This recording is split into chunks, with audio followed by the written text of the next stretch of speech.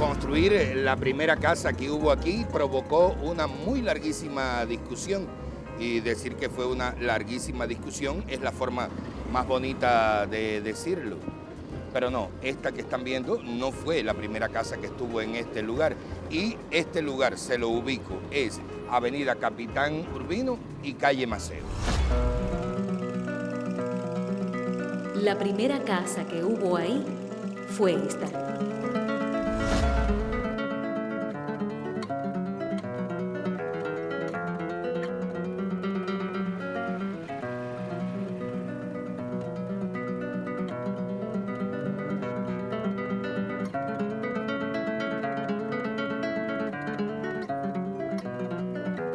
Cuando se construyó la casona a principios de siglo, por aquí casi no había otra construcción, nada más la Quinta del Llano, la terminal de trenes Jíbara-Holguín y, claro, el parque que hoy conocemos como infantil, pero que en esa época se llamó Parque Maceo.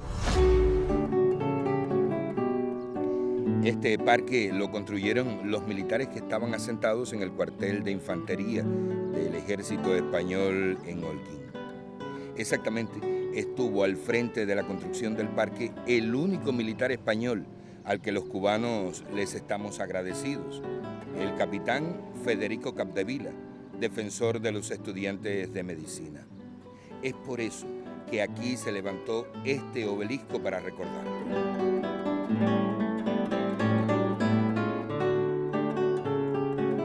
Dicen las crónicas antiguas que este fue el más hermoso parque que tuvo Holguín alguna vez. Y un dato curioso, este es el único parque de Holguín que tiene palmas reales. Este que están viendo no es el parque que construyó Capdevila para los holguineros. Lo que aconteció con aquel es esto que ahora les narro. En la guerra de 1895, el sanguinario capitán general de la isla, Valeriano Güeller, ordenó que todos los campesinos que vivían en los alrededores de las ciudades fueran traídos a ellas para evitar que ayudaran a los mambises. Los que vivían en las cercanías de Holguín fueron traídos a este parque y aquí tuvieron que estar por casi un año y obviamente el parque hermoso comenzó a destruirse. Lo único que quedó en pie fue su hermoso frontón, solo que en la guerrita que se conoce como la Chambelona de 1917, el bellísimo frontón también se vino abajo.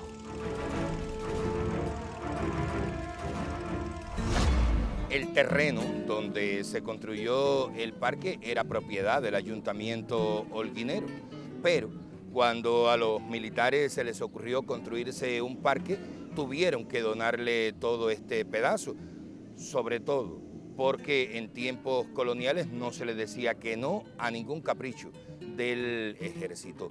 Pero todavía antes, el ayuntamiento tuvo que donarle a los militares el terreno donde se construyó el cuartel de infantería.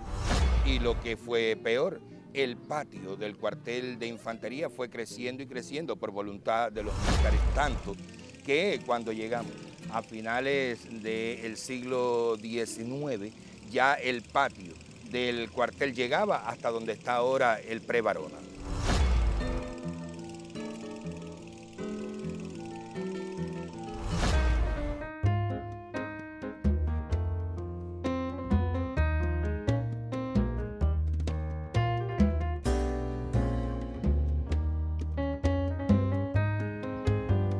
Patio del cuartel y parque que interrumpía dos viejas calles holguineras que se habían trazado desde la fundación del pueblo en 1720, Prado y Colón.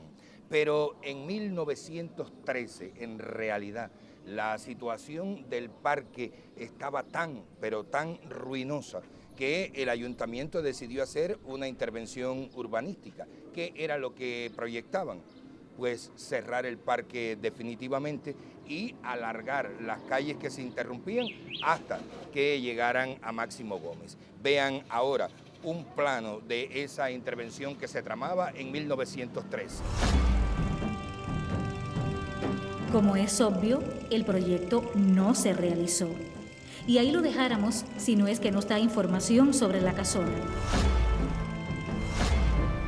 Claro, insisto, cuando hablamos de la casona no hablamos de esta, sino de la que estuvo ahí antes y que ya se la mostramos en una foto y que se la volvemos a mostrar.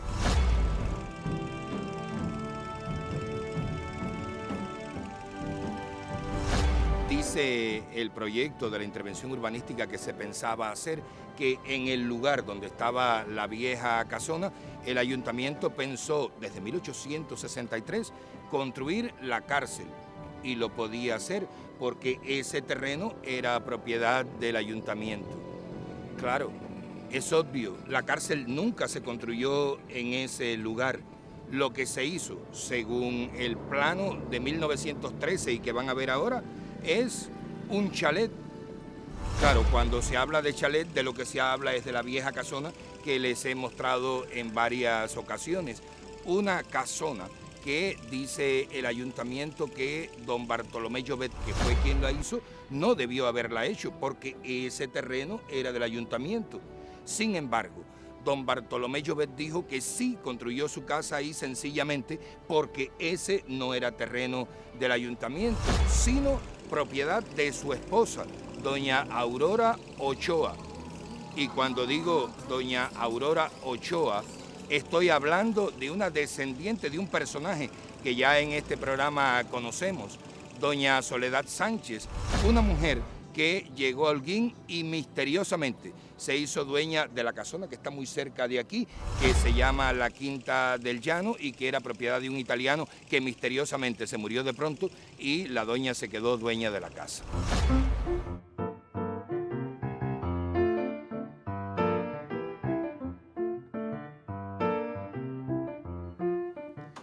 ¿De quién era este terreno? ¿Del ayuntamiento o de doña Aurora Ochoa?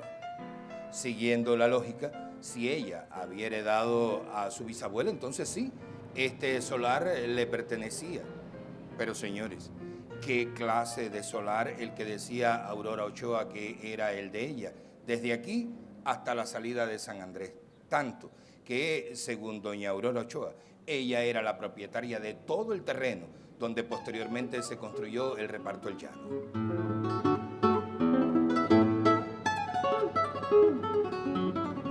Esta historia hay que ponerla en contexto, si no, no van a entender la causa del litigio entre doña Aurora Ochoa y el ayuntamiento.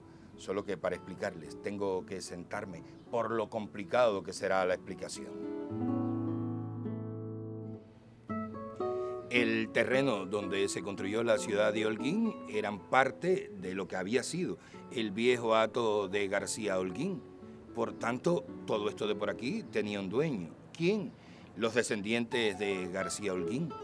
Pero cuando se fue a fundar el pueblo, uno de esos descendientes de García Holguín, dueño de este territorio, donó un buen pedazo de sus propiedades para que se construyera la ciudad.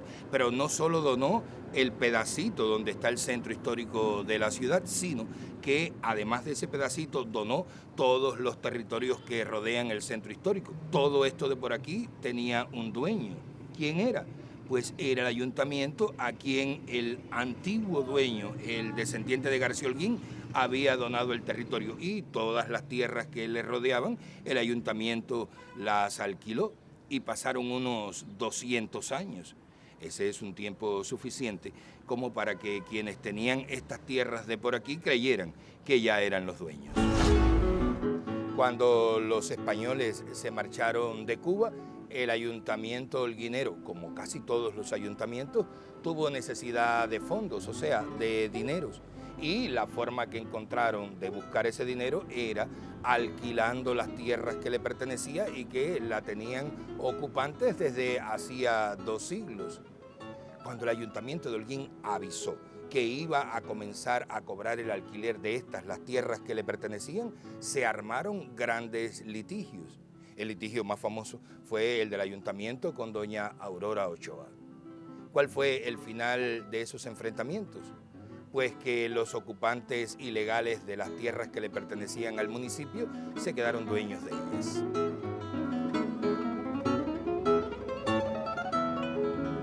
Es verdad que los los ocupantes ilegales de las tierras del municipio habían ganado una batalla, pero no habían ganado la guerra, y por eso ellos decidieron hacer algo para asegurar la propiedad de estas tierras. ¿Qué fue lo que hicieron?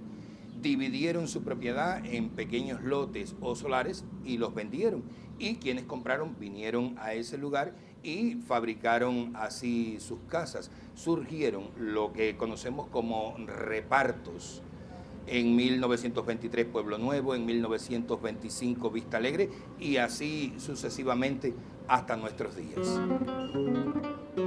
Incluyendo El Llano o la Quinta del Llano, que es su nombre completo, un reparto que hizo en sus tierras doña Aurora Ochoa, sin importarle ni un comino, que el ayuntamiento lloró y pataleó incansablemente. En la fotografía de la casona que estaba aquí antes que esta, hay un cartel que dice Clínica.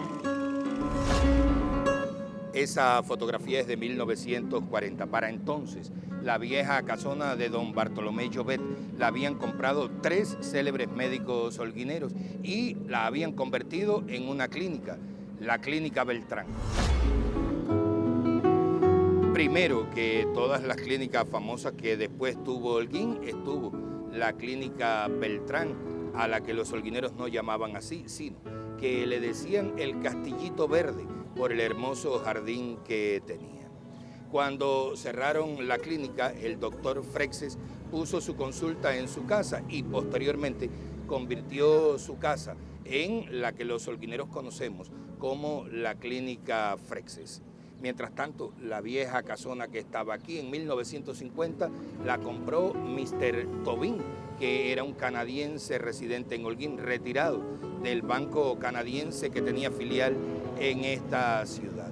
Mr. Tobin, que fue un hombre muy, pero muy famoso durante ese periodo, vivió en su casa hasta su muerte en 1966.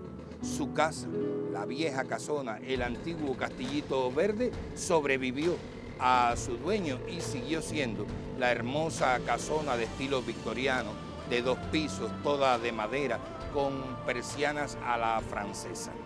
Lástima que en 1972 la vieja casona o el viejo Castillito Verde de Holguín no pudo soportar más los achaques del tiempo. Entonces la demolieron y en su lugar construyeron este chalet de bloques y placa monolítica. Hasta un próximo encuentro.